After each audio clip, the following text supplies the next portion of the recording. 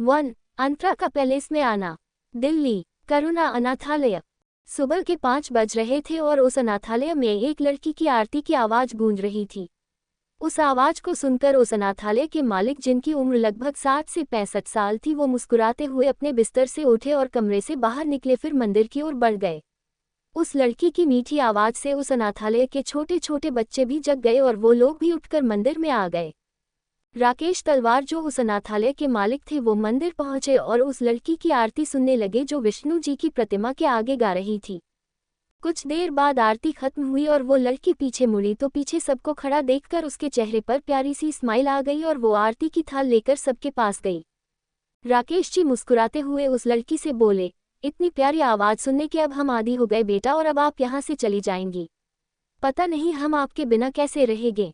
जिसे सुनकर वो लड़की राकेश जी के गले लगते हुए बोली, बाबा मैं नहीं जाना चाहती, आप ही मुझे उन अनजान लोगों के पास भेज रहे हैं, मैं आपके बिना नहीं रह पाऊंगी। उसकी ऐसी बातें सुनकर राकेश जी उसे अपने सामने करते हुए प्यार से बोले, बेटा आपकी अच्छी परवरिश, अच्छी जिंदगी के लिए आपको खुद से दूर कर रहे हैं, वरना हम कभी आपको यहाँ से कहीं नहीं भेजते। वो लड़की ये सुनकर सुबकते हुए शिकायती लहजे में बोली, अच्छी परवरिश तो आप भी दे सकते हो बाबा, और जहाँ तक बात रही अच्छी जिंदगी की, तो मैं अच्छे से पढ़ाई लिखाई करूंगी और खूब पैसे कमाऊंगी, जिससे मैं आपका और इन सब बच्चों का ध्यान भी रख लूंगी। उस अनाथालय में और भी लड़कियां और बच्चे थे, पर राकेश जी के सबसे ज्यादा करीब यही लड़की थी। राकेश जी इस लड़की को बहुत मानते थे, उसे सगी बेटी से बढ़कर प्यार देते थे। राकेश जी उसकी बातें सुनकर उसे प्यार से समझाते हुए बोले, बेटा अभी आप इतनी कम उम्र में हमारा बोझ मत उठाए, अब आप वहाँ अपनी जिंदगी खुलकर जीना और हमेशा खुश रहना। सबसे बड़ी बात, आपने ही उस खानदान की बड़ी मालकिन की जान बचाई थी उस दिन रोड पर, जिस वजह से वो आपसे बहुत खुश हुई, और उन्हें जब पता चला कि आप उन्हीं के अनाथालय में रहती हैं, तो उन्होंने बिना देर किए हमसे आपके बारे में बात कर ली, ताकि वो अपनी जान बचाने की कीमत के बदले आपको अच्छी परवरिश दे सके। आप उन्हें पहली नज़र में ही काफ़ी पसंद आ गई बेटा। ये सुनकर उस लड़की को उस दिन मंदिर का वो हादसा याद आ गया। जब वो मंदिर से लौट रही थी, उसने एक बूढ़ी औरत को कार से टक्कर लगने से बचाया था। उस वक्त उसने ये नहीं सोचा था कि आगे चलकर वो बूढ़ी औरत ही उसकी ज़िंदगी ऐसे बदलने वाली थी। वहीं राकेश जी काफ़ी प्यार से उस लड़की को समझा रहे थे कि तभी पीछे से किसी अधेड़ औरत की कर्कश आवाज़ आई, जो शायद उसी लड़की को ताने दे रही थी। वो औरत राकेश जी की बीवी सुनीता थी, जो उस लड़की को बिल्कुल पसंद नहीं करती थी, क्योंकि वो लड़की बाकी सभी वहाँ की लड़कियों से ज़्यादा उनके पति के करीब थी, जो सुनीता को बिल्कुल पसंद नहीं आता था, और वो इसीलिए उस लड़की से नफरत करती थी। जबकि बाकी लड़कियों से वो अच्छा सलूक करती थी, क्योंकि उनके पति के करीब ये लड़की थी, इस वजह से वो उससे चिढ़ती थी, और उस लड़की का राकेश के करीब होने का भी एक कारण था, क्योंकि वो लड़की सबसे भोली और शांत थी। वो कभी सब बच्चों या लड़कियों के जैसे जिद नहीं करती थी, वो राकेश जी की परिस्थितियों को समझती थी। ये भी एक वजह थी कि राकेश जी उसे ज़्यादा मानते थे। तभी सुनीता गुस्से में उस लड़की से बोली, अगर सुबह सुबह ये नाच गाना हो गया हो तो जाकर और सारे काम भी कर लो, क्योंकि अभी सुबह ही आ जाएंगे वो लोग जो तुम जैसी कर्मजली को ले जाएंगे। उस औरत की इतनी कड़वी बातें सुनकर उस लड़की की आंखों में आंसू आ गए, पर उसने कुछ नहीं कहा, बस मुस्कुराते हुए धीरे से बोली, जी अम्मा हम अभी जाते हैं। कहकर वो लड़की वहां से चली गई। वहीं राकेश जी गुस्से से अपनी बीवी को देखते हुए बोले, आपकी वजह से ही हम उसे दूर भेज रहे हैं। जब से वो लड़की आई थी तब से आपने उसे कभी चैन से जीने नहीं दिया, कम से कम जब वो जा रही है तब तो आप कुछ अच्छा बोल सकती हैं। सुनीता उनकी बात पर तमतमाते हुए बोली, वो मेरी कोई नहीं है तो मैं उससे कोई रिश्ता क्यों रखूं? आप मुझसे उसके लिए कोई अच्छाई की उम्मीद मत रखा करिए। ये कहकर सुनीता वहां से चली गई और राकेश जी लाचारी से उन्हें देखते रह गए। कुछ देर बाद सुबह के लगभग 10 बजे 2 शानदार लंबी कार और एक वैन करुणा अनाथालय के बाहर रुकी। पहली कार के ड्राइवर ने जल्दी से बैक साइड का डोर ओपन किया। उसमें से एक 70 साल का बूढ़ा आदमी निकला, जिन्होंने एक सफारी सूट पहन रखा था। तो वही कार की दूसरी तरफ से एक 60 साल की औरत निकली। उनको देखकर ऐसा लग रहा था कि वो अपनी जवानी में काफ़ी खूबसूरत रही होंगी। तभी दूसरी कार से एक आदमी, जिसकी उम्र 49 से 50 साल थी, जिन्होंने बिजनेस सूट पहन रखा था, वो निकले, और उन्हीं के साथ एक 45 साल की औरत भी निकली। वो उस आदमी की बीवी लग रही थी। वहीं वैन से उनके गार्ड्स बाहर निकले, जो उनके आसपास खड़े हो गए। उनमें से बूढ़े आदमी का नाम परितोष ओबरॉय था। वो वेल रिप्यूटेड कंपनी सिग्मा और ओबरॉय ग्रुप के हेड थे। ऐसा माना जाता था कि इन दोनों कंपनी की ईयरली टर्नओवर अरबों में थी, जो काफ़ी ऊंचे मकाम पर थी। वहीं उनकी पत्नी देविका ओबरॉय जो फीमेल हेड थी और उनके इकलौते बेटे शिशिर ओबरॉय कंपनी के चेयरमैन थे जो इस समय अपनी बीवी बिपाशा ओबरॉय के साथ खड़े थे। वो सब अंदर की ओर आए। उन्हें लेने सुनीता और राकेश जी आए। वो सब एक दूसरे से बहुत गर्मजोशी और प्यार से मिले। भले ये लोग बड़े खानदान के थे पर इनके अंदर जरा भी घमंड नहीं था, ये सबको एक नज़र से देखते थे। राकेश जी मुस्कुराते हुए परितोष जी से बोले, परितोष जी आपसे मिलकर खुशी हुई, अंदर आइए ना। आपकी बदौलत ही तो आज ये अनाथालय है। परितोष जी ने मुस्कुराते हुए कहा, ये आप कैसी बातें कर रहे हैं, हमने तो बस कुछ रुपयों की मदद की है, इसे संभाला तो आपने है। उनकी बात पर सब मुस्कुरा दिए। सभी को राकेश जी लिविंग एरिया में ले आए और सभी को बैठने के लिए कहा। सुनीता चाय नाश्ता लाने चली गई। सुनीता इतने बड़े और रईस खानदान को नाराज नहीं करना चाहती थी, इसलिए वो उनकी खातिरदारी में कोई कमी नहीं रखना चाहती थी। वहीं सभी हॉल के सोफे पर बैठ गए। फिर देविका जी राकेश जी से बोली, हमारी बच्ची कहाँ है? दिख नहीं रही कहीं। कहीं ऐसा तो नहीं है कि आप अपने वादे से पीछे हट रहे हैं? उनकी बात पर राकेश जी हंसते हुए बोले, नहीं नहीं, हम भला कहाँ छिपाएंगे उनको, वो अभी आती होंगी और हमें अपना वादा याद है। उनकी बात पर सब मुस्करा दिए। ओबरॉय फैमिली एक नामी गिरामी फैमिली थी। इनकी फैमिली में परितोष जी के इकलौते बेटे शिशिर ओबरॉय थे, जिनके भी बस 2 बेटे थे। वही देविका जी जिसकी जान उस लड़की ने बचाई थी, उन्होंने इस बारे में पता लगाया था और उन्हें जब ये पता चला कि वो लड़की उन्हीं के अनाथालय की थी तो देविका जी ने घर में सभी से बात की और फिर उन्होंने बताया कि वो उस लड़की को अपने घर में लाना चाहती थी। अपने जान बचाने के बदले में वो उसे अच्छी परवरिश देना चाहती थी। उनकी ये बात जब सबने सुनी तो वो भी मना नहीं कर पाई, क्योंकि उनकी बातों को कोई नहीं टालता था। इस वजह से अगले ही दिन उन्होंने अनाथालय के मालिक राकेश जी से बात की और उनसे सारी बातें बताई। राकेश जी भी उनकी बात नहीं टाल पाए, क्योंकि वो भी चाहते थे उस प्यारी लड़की को अच्छी परवरिश मिले, इसलिए उन्होंने उन सबको दूसरे दिन ही आने के लिए कह दिए। अनाथालय खुद ओबरॉय खानदान का था, जिस वजह से उन्हें शक की कोई गुंजाइश नहीं थी कि वो उसकी अच्छी परवरिश नहीं करेंगे। उन्हें इस बात का पूरा यकीन था। तभी परितोष जी ने अडॉप्शन के सारे पेपरवर्क को पूरा किया और राकेश जी ने भी अडॉप्शन पेपर पर साइन कर दिए।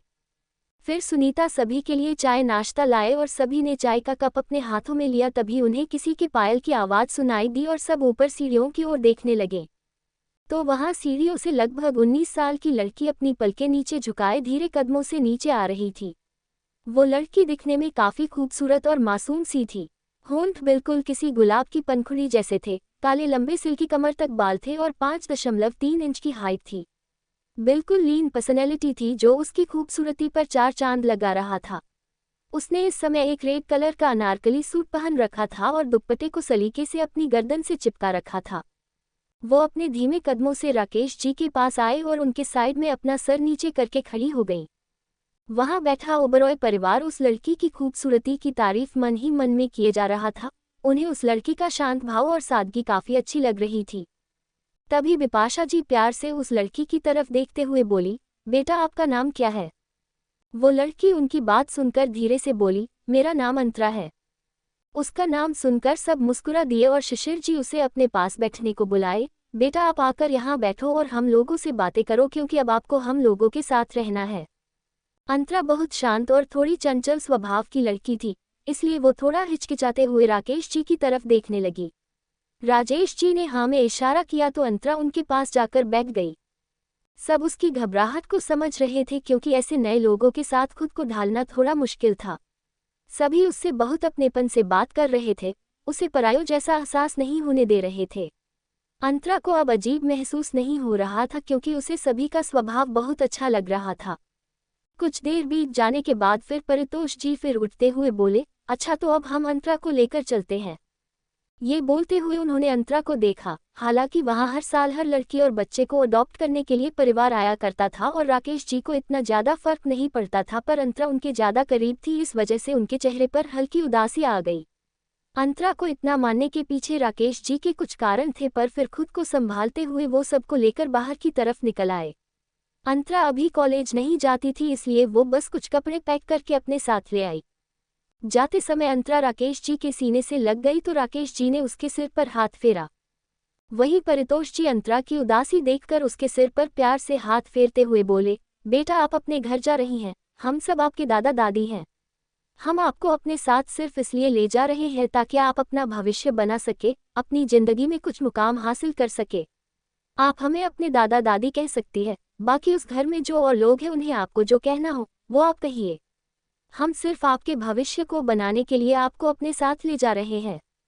अंतरा के लिए ये सब एक्सेप्ट करना अभी बहुत मुश्किल हो रहा था।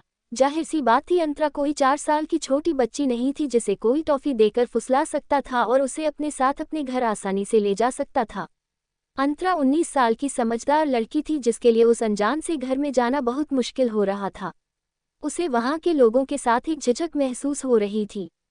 ओबरॉय खानदान उस अनाथालय के सबसे बड़े ट्रस्टी थे और वो हर साल कई सारे बच्चों को अच्छी नौकरी और उनके अच्छे भविष्य के लिए मदद करते थे। कई सारी अंतरा जैसी लड़कियों का उन्होंने भविष्य सुधारा था। ओबरॉय खानदान ने अंतरा को अपनी बेटी के तौर पर कभी अडॉप्ट नहीं किया था, बल्कि उन्होंने तो उसे देविका जी की जान बचाने के बदले एक अच्छी लाइफ देने के लिए अपने पास रखने की बस अडॉप्शन की फॉर्मेलिटी पूरी की थी। वहीं अंतरा का मकसद वहां जाने का सिर्फ इतना ही था कि वो सिर्फ पढ़ाई करके अपने दम पर एक को खोल ले, जिससे कि वो अपने जैसे सभी अनाथ बच्चों को उनका अच्छा भविष्य दे सके। और अपने इसी मकसद को सोचते हुए अंतरा सबके साथ कार में बैठकर अपनी जिंदगी के नए सफर की ओर बढ़ गई। कैसा होगा अंतरा का नया सफर?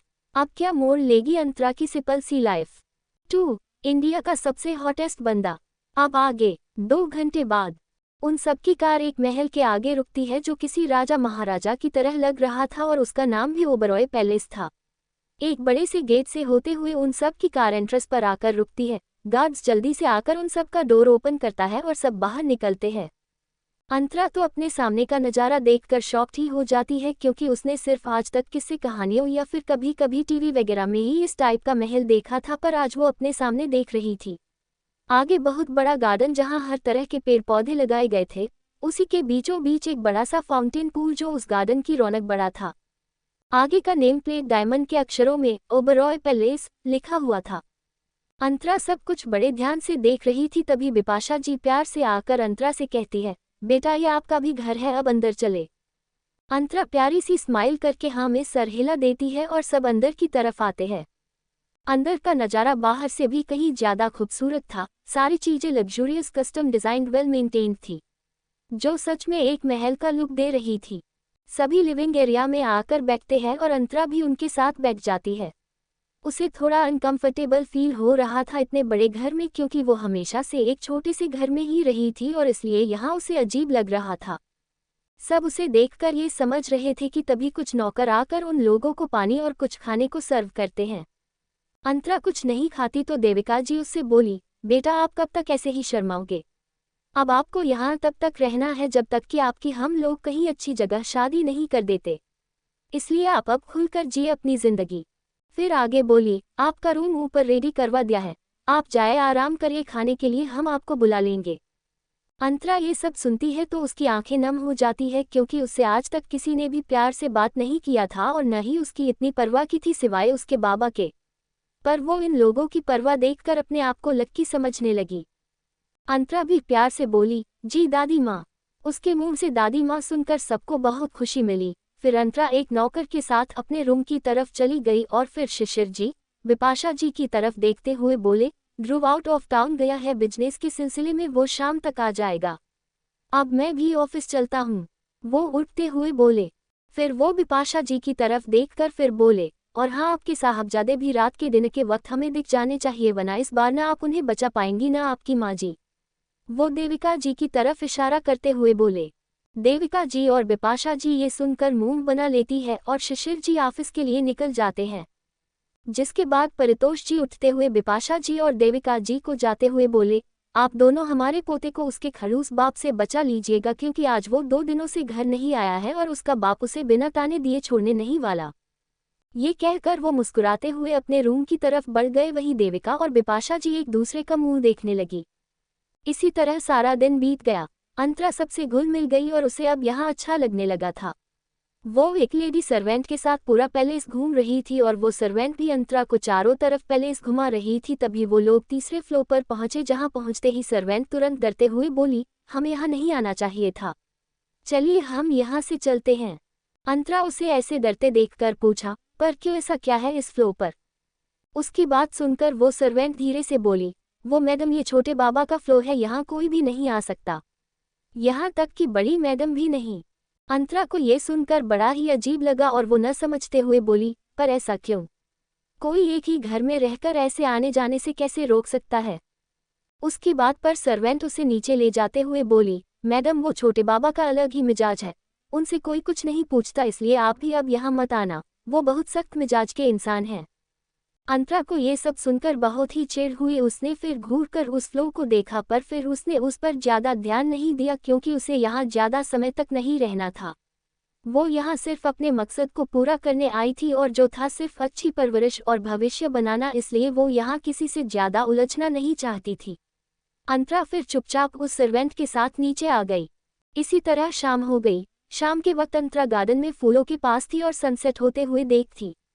वो अपने में ही खोई हुई थी, पर इस बात से अनजान कि कोई उसे बहुत देर से देख रहा था।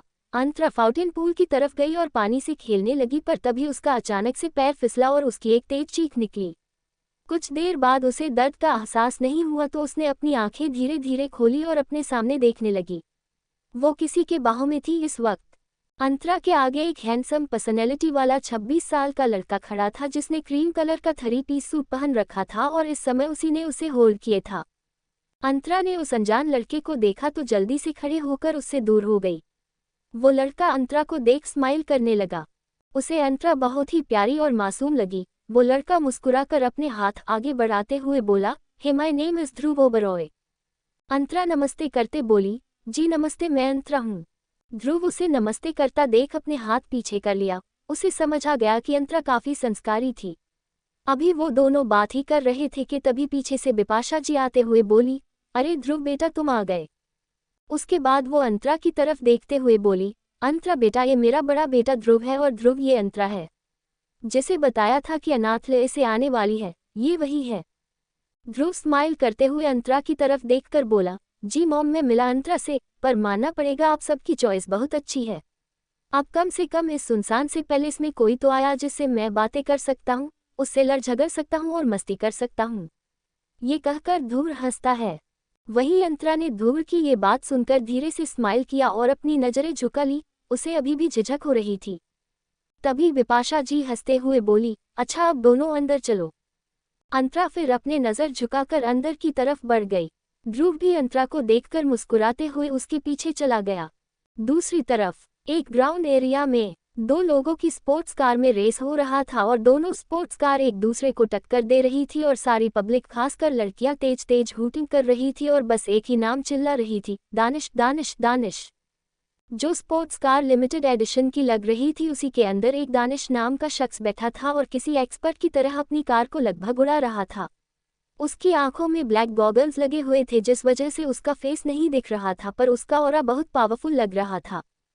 सभी दानिश के नाम को ही चिल्लाए जा रहे थे और रेस काफी इंटरेस्टिंग हो गई थी। तभी दानिश ने एक टर्न लिया और फुल स्पीड में कार चलाकर आगे बढ़ गया और वो कुछ ही देर में उस रेस को जीत गया।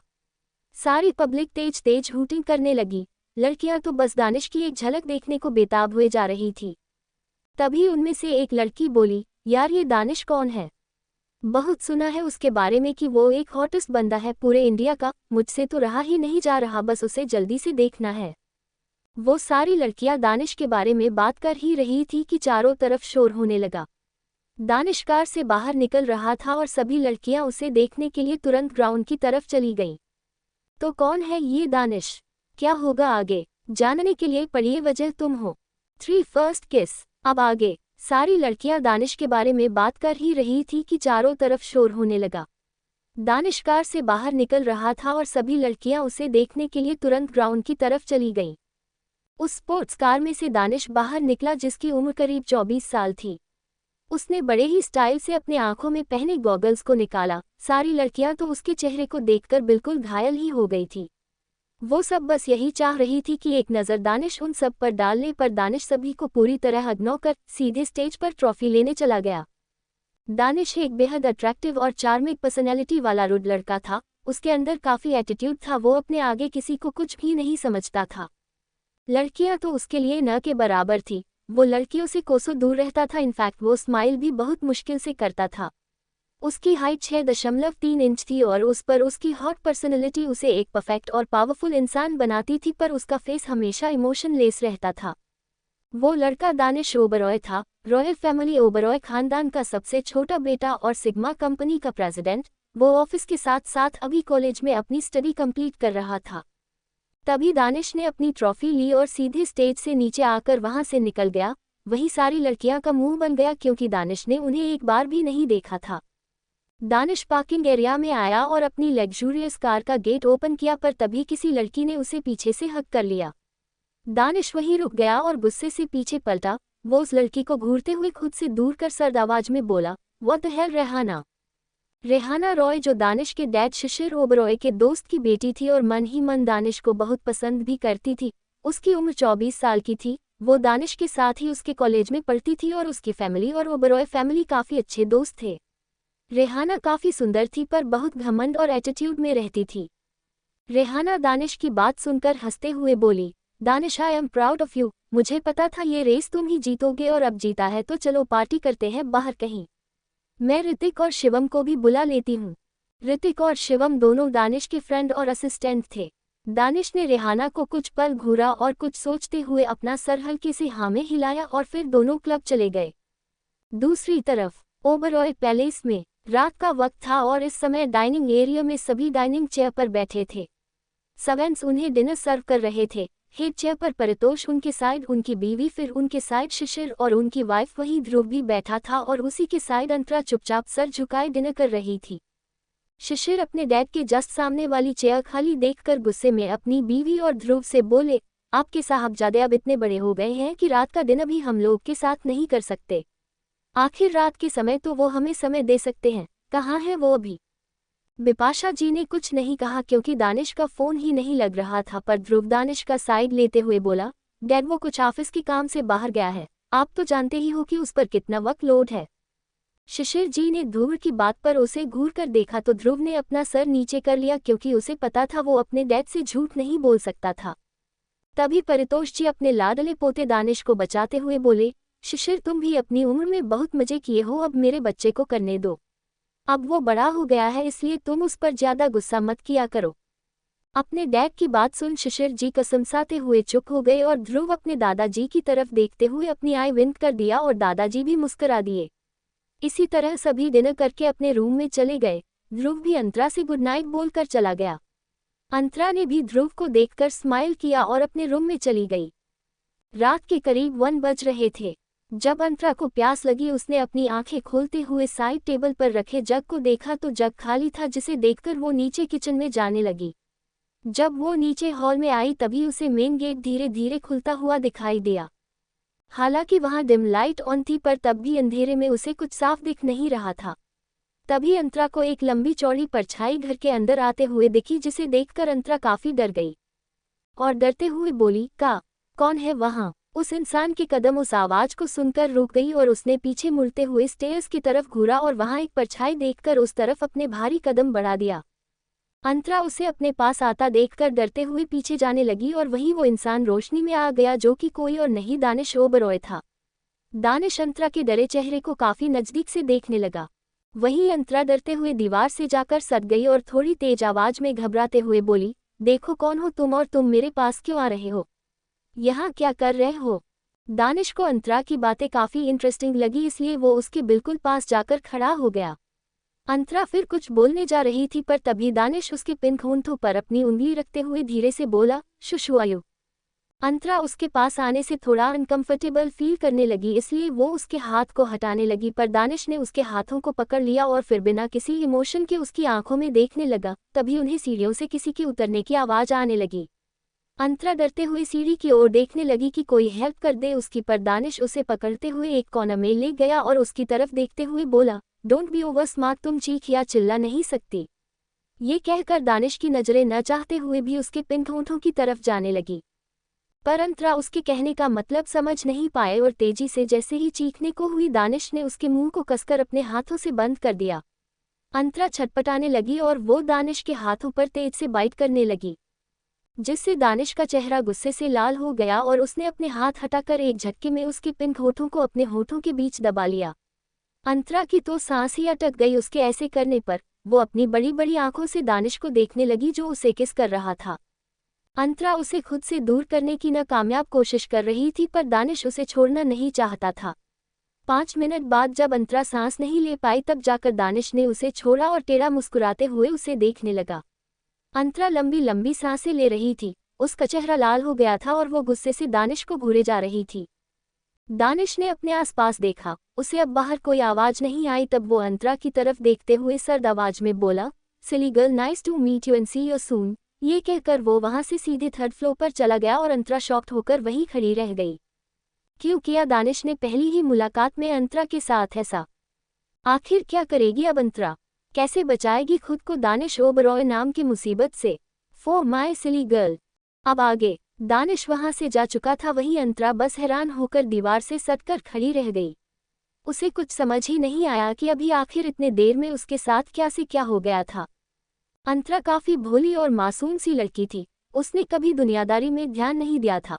उसकी छोटी सी जिंदगी सिर्फ उसके अनाथ आश्रम तक ही सिमट कर रह गई थी और आज उसके साथ जो हुआ वो उसकी सोच से बिल्कुल परे था।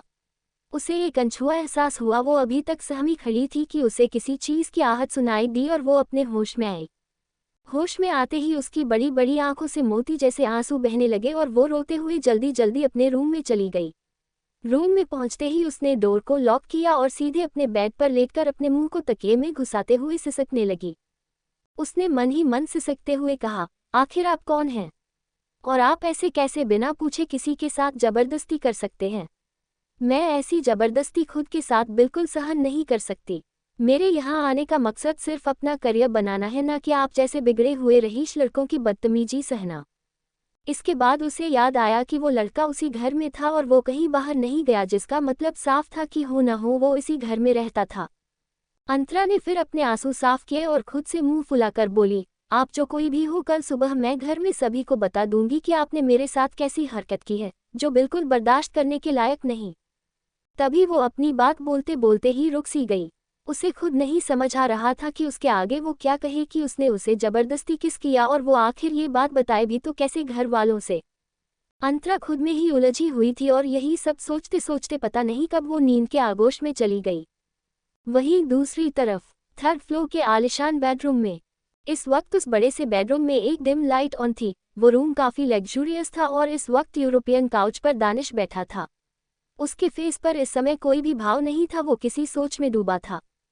तभी वो कुछ सोचते हुए गहरी मुस्कुराहट के साथ बोला, नॉट बैड सिली गर्ल, तुम काफी खूबसूरत हो, पर तुम्हारे नाजुक से चेहरे का वो डर देखकर मुझे काफी सुकून मिला, हा हा हा। ये कहते हुए दानिश किसी शैतान की तरह हंसने लगा। उसके चेहरे पर रहस्यमय भाव थे। कुछ देर बाद दानिश उठकर वॉशरूम चला गया। एक हॉट शावर लेने के बाद वो भी नेक का सिल्क बाथरोब पहने बाहर आया। वो टॉवल से अपने गीले बालों को रब करते हुए क्लोजेट में चला गया। कुछ वक्त बाद वो एक नाइट आउटफिट में बाहर आया और बेड पर जाने के बजाय उसने ग्लास डोर के विंडो को साइड किया, एक पिलो और एक ब्लैंकेट लेकर बालकनी में रखे काउच पर लेट गया। वो एकटक उन तारों से भरे आसमान को देखने लगा। दानिश को चांद देखना बहुत पसंद था। वो बचपन से चांद को इसी तरह देखते आया था। चांद उसके लिए किसी सुकून से कम नहीं था।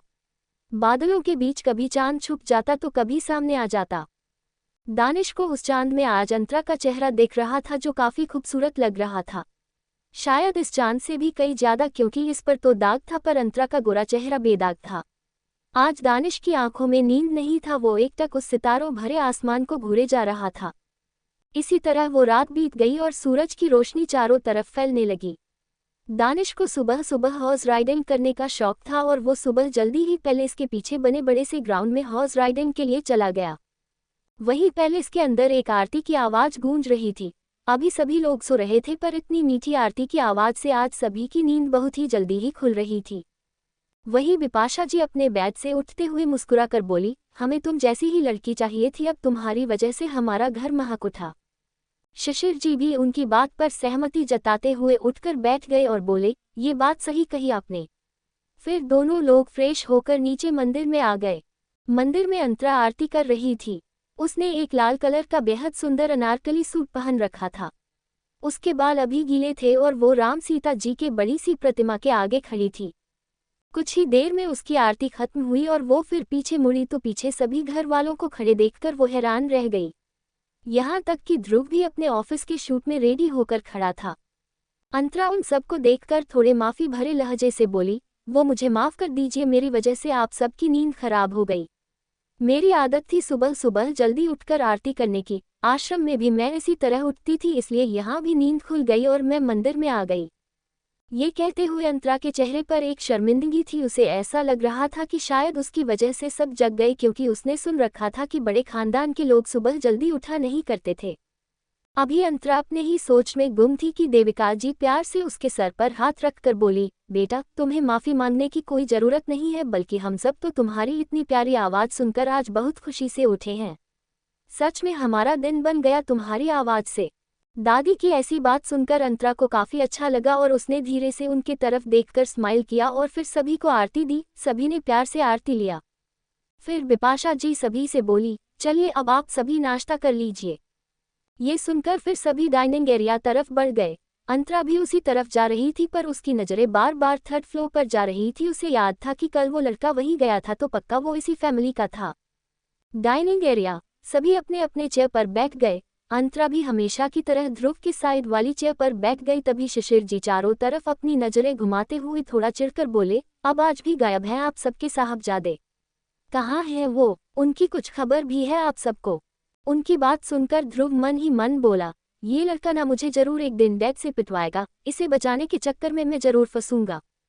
अंतरा जो उसके साइड में ही थी, जिस वजह से उसने ध्रुव की बात सुन ली थी, और वो भी अब जानना चाहती थी कि ये आखिर इस घर का वो छोटा बिगड़ा हुआ लड़का था कौन। ध्रुव फिर एक गहरी सांस लेकर बोला, डैड वो बस आता ही होगा। उसकी बात पर जैसे ही शिशिर जी कुछ बोलने को हुए कि तभी पीछे से किसी की अट्रैक्टिव आवाज आई, आता होगा नहीं भाई आ गया। उस आवाज को सुनकर सभी उस तरफ देखने लगे। वहीं अंतरा उस आवाज को सुनकर एक बार फिर अंदर तक सहम गई, क्योंकि ये उसी लड़के की आवाज थी जो कल उसके साथ था। अंतरा ने उसे देखने की फिर दोबारा हिम्मत नहीं की और चुपचाप सिर नीचे करके पोहा खाने लगी। उससे तो अब कुछ भी निगला ही नहीं जा रहा था। दानिश उन सबके पास आया और सीधे हेड चेयर के बिल्कुल सामने की चेयर पर बैठ गया। वो भले ही छोटा था, पर उसका रुतबा उस घर में ध्रुव से भी ज्यादा था, क्योंकि उसका रौब ही ऐसा था, वो सबसे ज्यादा घुलता मिलता नहीं था। इस वक्त वो एक ब्लैक पैंट और ऑफ वाइट शर्ट में था, और उस आउटफिट में उसकी मस्कुलर बॉडी ग्रीक गॉड के जैसे लग रही थी। वो काफी टॉल और नेचुरल लग रहा था।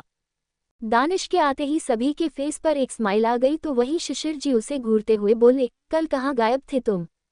दानिश ने अपनी नजरें अभी तक सिर्फ अपने चेयर पर की थी। वो आराम से बैठते हुए नॉर्मल आवाज में बोला, डैड कल एक कार रेसिंग थी और बेट लगी थी, जिस वजह से जाना पड़ा।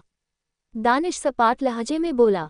उसकी बात सुनकर फिर शिशिर जी उसे घूरते हुए चुप हो गए, क्योंकि उन्हें पता था कि दानिश को कार रेसिंग का बहुत क्रेज था और वो उसके लिए उसे कुछ नहीं कह सकते थे। उसके बाद दानिश जब अपने नाश्ते का एक बाइट करने जा रहा था, तभी उसे अपनी साइड वाली चेयर पर एक चेहरा दिखा। क्या होगा अंतरा को देखकर दानिश का रिएक्शन? 5 जलन। अब आगे उस चेहरे को देखकर दानिश खाते खाते रुक गया और अंतरा को तिरछी निगाहों से घूरने लगा, जो इस समय बहुत शांति से धीरे धीरे पोहा खा रही थी। अंतरा के हाथ थोड़े काम से रहे थे, जो शार्प माइंड दानिश से छुप नहीं सका। उसके चेहरे पर एक अनदेखी मुस्कुराहट आ गई।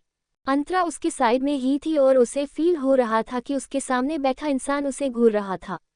अंतरा की पकड़ उसके स्पून पर कस गई। तभी उन सबको बिपाशा जी की आवाज आई, जो शायद दानिश से ही कह रही थी। बिपाशा जी अंतरा को मिलवाते हुए दानिश से बोली, दानिश ये अंतरा है जो बताया था हमने, जिसने दादी की जान बचाई थी, और अब ये हम सबके साथ ही रहने वाली है।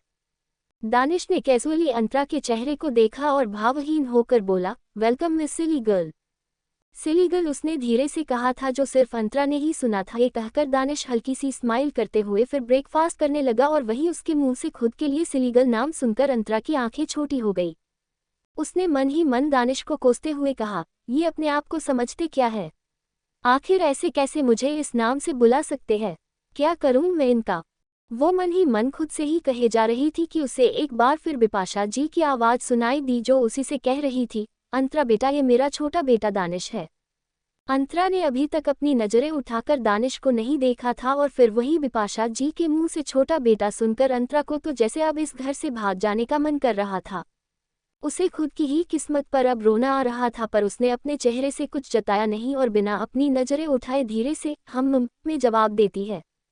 दानिश उसे खुद की तरफ एक बार भी न देखता देखकर उसकी भौहें तन गई और उसने लगातार अंतरा को देखते हुए मन ही मन कहा, ओह तो सिली गर्ल के अदर एटीट्यूड भी है। इंटरेस्टिंग, ये कहकर वो फिर से अपना ब्रेकफास्ट करने लगा। तभी ध्रुव ने खाते हुए दानिश से पूछा, तो आज कॉलेज या ऑफिस जाओगे दानिश? दानिश ने कैजुअली जवाब दिया, कॉलेज, क्योंकि ऑफिस का काम मेरा असिस्टेंट कुछ दिन संभालेगा और मैं अब कॉलेज जाऊंगा।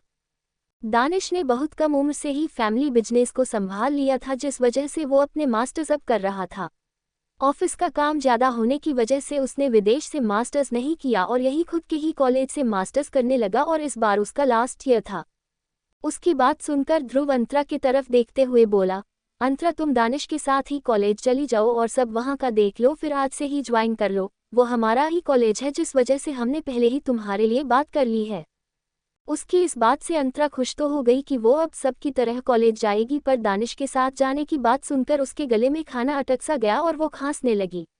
दानिश, जो काफी देर से उसे ही नोटिस कर रहा था, उसे ऐसे खांसता देखकर जैसे ही उसकी तरफ पानी का ग्लास बढ़ाया, पर उससे पहले ही ध्रुव उसे पानी पिलाने लगा। अंतरा भी जल्दी जल्दी पीने लगी। वही दानिश को ये सब देख बिल्कुल भी अच्छा नहीं लगा। उसे अंतरा का यूं ध्रुव के हाथ से पानी पीना बिल्कुल पसंद नहीं आया। उसे एक जलन सी महसूस हुई, पर चेहरे पर कोई भाव नहीं था। हाँ, पर उसकी पकड़ ग्लास पर कस जरूर गई थी और उसकी नज़र सिर्फ ध्रुव के उन हाथों पर थी जिससे उसने अंतरा के पीठ को रब किया था। कुछ देर बाद अंतरा नॉर्मल हो गई और धीरे से ध्रुव से बोली, आप नहीं चल सकते क्या हमारे साथ? अगर आपको काम ना हो तो प्लीज़ आप चलिए, आप चलेंगे तो मुझे अच्छा लगेगा। किसी का भी ध्यान अभी दानिश के ऊपर नहीं गया था। वहीं दानिश अब तक पूरी तरह गुस्से से लाल हो चुका था अंतरा की बात सुनकर। उसकी बात पर ध्रुव ने उसे प्यार से कहा, अंतरा मुझे अभी मीटिंग में जाना है, तुम दानिश के साथ जाओ, ये तुम्हारा ख्याल रखेगा, तुम्हें कोई दिक्कत नहीं होगी। उसकी बात पर देविका जी ने भी हामी भरते हुए, हाँ बेटा, दानिश के साथ चली जाओ, वो तुम्हें कॉलेज में अच्छे से पहुंचा देगा। अंतरा अब कुछ नहीं कह सकती थी, उसे अब दानिश के साथ ही जाना था। वो अपना मुंह जैसे ही ठीक है बोलने के लिए खोलने वाली थी कि उसे एक तेज किसी के स्पून को पटकने की आवाज़ सुनाई दी और थोड़ा घबरा गई, क्योंकि वो आवाज़ उसके साइड से आई थी जहां दानिश बैठा था। दानिश को अंतरा का ध्रुव से ऐसे प्यार से बात करना और उसकी तरफ ऐसे देखना बर्दाश्त नहीं हो रहा था। शायद उसे अंतरा पहली नज़र में ही पसंद आ गई थी और वो उसके लिए अभी से पजेसिव हो गया था। दानिश काफ़ी शॉर्ट टेम्पर्ड इंसान था। अगर वो किसी चीज़ को अपना कह दे तो वो चीज़ बस उसकी ही हो जाती थी। उसके ऐसे करने से सभी उसके तरफ नासमझी में देखने लगे। वहीं दानिश सभी को इग्नोर करते हुए अंतरा से ऑर्डर भरे लहजे में बोला, मैं बाहर हूँ, अगले 2 मिनट में तुम बाहर आ जाना। ये कहकर वो वहां से चला गया। दानिश के ऐसे बिहेव से सभी घर वाले वाकिफ थे। उसे छोटी छोटी बात पर गुस्सा आ जाया करता था, इसलिए फिर किसी ने कुछ नहीं कहा, पर देविका जी के चेहरे पर एक अनदेखी मुस्कुराहट थी। फिर ध्रुव ने अंतरा से कहा, तुम अब जाओ, उसे लेट होना बिल्कुल पसंद नहीं। अंतरा को अब दानिश जैसे सनकी इंसान से डर लगने लगा था। उसका मन नहीं था उसके साथ जाने का, पर सबके कहने पर वो उठी और फिर हाँ में सर हिलाकर अपने बैग को लेकर बाहर चली गई। गेट पर एक न्यू ब्लैक स्पॉट्स का खड़ी थी और उसी से टिककर दानिश अपने पैंट की पॉकेट में हाथ डाले खड़ा था। वो किसी से कॉल पर बात कर रहा था। दानिश की पर्सनैलिटी कमाल की थी, वो उस धूप में एक अलग तरह से ही शाइन कर रहा था। अंतरा ने अभी तक आंखें नीचे कर रखा था और अपने बैग को कसकर पकड़कर उसके पास धीरे धीरे जा रही थी। दानिश को कदमों की आहट हुई, उसने पीछे पलटकर देखा तो वहां अंतरा उसी के पास आ रही थी। उसे देखते ही दानिश के चेहरे के भाव बदल गए और वो उस इंसान का कॉल कट करके अंतरा को घूरने लगा। अंतरा उससे थोड़ी दूरी बनाकर खड़ी हो गई। दानिश उसे घूर कर देखते हुए बोला, मुझ में कांटे लगे हैं जो मुझसे इतना दूर होकर खड़ी हो। उसकी बातों में एक चिढ़ और तंज दोनों था। अंतरा को उसकी बात बिल्कुल समझ में नहीं आए और वो फिर बिना उसकी तरफ देखते हुए धीरे से बोली, हमें अब चलना चाहिए वरना हम लेट हो जाएंगे। उसकी बात सुनकर दानिश का पारा और चढ़ गया और उसे फील हुआ कि अंतरा ने उसकी बातों को इग्नोर किया, जिस वजह से वो उसके करीब जाने लगा। अंतरा की जान जैसे सूखने लगी उसे खुद के पास आता देखकर। वो जब तक पीछे हो पाती तब तक दानिश उसके पास आकर उसके हाथ को पकड़ते हुए सर्द आवाज में बोला, मैं जो पूछा करूं उसका जवाब मुझे दिया करो, वरना तुम सोच नहीं सकती कि मैं क्या कर सकता हूं तुम्हारे साथ। अंतरा एकदम से सहम गई उसकी बात सुनकर, पर वो खुद को संभालते हुए उससे अपना हाथ छुड़ाकर बोली, ये क्या कर रहे हैं आप? छोड़ दीजिए मुझे, मैं आपकी ऐसी बदतमीजी सहन नहीं करूंगी, समझे आप? दानिश का इरादा जैसे लग ही नहीं रहा था अंतरा को छोड़ने का। उसकी पकड़ अंतरा की नाजुक कलाई पर कस गई। अंतरा की आंखें अब नम हो गई, उसे दानिश किसी शैतान से कम नहीं लग रहा था। तभी दानिश ने उससे दांत पीसते हुए कहा, look at me silly girl. Antara ने अभी तक उसकी तरफ नहीं देखा था, जिस वजह से दानिश को ये बर्दाश्त नहीं हो रहा था। वहीं अंतरा से अब दानिश की ऐसी जबरदस्ती सहन नहीं हुई और उसने दानिश की तरफ अपनी भरी आंखों से देखते हुए कहा, क्या चाहते हैं आप मुझसे? जब से आप मिले हैं तब से मुझे तकलीफ दे रहे हैं। मुझे आप जरा भी पसंद नहीं, मुझे आपकी शक्ल तक देखना मंजूर नहीं, छोड़िए मुझे। ये कहकर अंतरा खुद के हाथ को दानिश से छुड़ाने लगी। वही दानिश अंतरा की बातें सुनकर गुस्से से अपनी पकड़ उसके कलाई पर कसने लगा और उसकी आंखों में देखते हुए सर्द आवाज में बोला, अफसोस अब तुम्हें दिन रात मेरी यही शक्ल देखनी पड़ेगी सिली गर्ल, और जो मैं अब कह रहा हूँ उसे ध्यान से सुनो। ये कहकर दानिश उसकी आंखों में आंखें डालते हुए आगे बोला, तुम अब से मेरी राइट साइड वाली चेयर पर बैठकर डिनर लंच ब्रेकफास्ट सब करोगी और तुमको अब से जो भी काम होगा वो मुझसे आकर कहोगी, और अगर तुमने ऐसा नहीं किया तो तुम्हारे साथ जो कल रात को हुआ वो फिर से हो सकता है, इसलिए मेरी बातों को हल्के में लेने की कोशिश भी मत करना सिली गर्ल। दानिश के लहजे में धमकी सुनकर अंतरा हल्की कांप गई। वो परेशान हो चुकी थी, उसे दानिश की हरकतें और बातें कुछ समझ नहीं आ रही थी। उसे दानिश की बातों से डर लग रहा था। वो मन ही मन अब इतना सोच चुकी थी कि वो जल्द से जल्द देविका जी से दानिश के बारे में सब बता देगी, जिससे दानिश शायद उसका पीछा छोड़ दे। अंतरा मन ही मन ये सोच रही थी कि उसे दानिश की जलती नजरें खुद पर महसूस हुई और उसने फिर दानिश को देखा। फिर अंतरा ने इस वक्त बात को ज्यादा आगे ना बढ़ाते हुए खामोशी से अपना सर हिला दिया। उसके हामी भरने से दानिश ने उसे छोड़ दिया और उसके गाल को हल्के से टच करके बोला, that's like my silly girl, और फिर उसे लेकर कार में बैठ गया। वही अंतरा चुपचाप उसके साथ बैठ गई। उसकी आंखें अभी भी नम थी, वो खामोशी से विंडो से सट कर बैठी थी। उसे बिल्कुल नहीं पता था कि उसकी लाइफ में एक ऐसा इंसान आ जाएगा जो उसकी हर एक चीज़ डिसाइड करेगा। वो अब किसी तरह देविका जी से बात करके दानिश से अपना पीछा छुड़ा लेना चाहती थी, और जिसके लिए आज रात को ही वो उनसे बात करने वाली थी।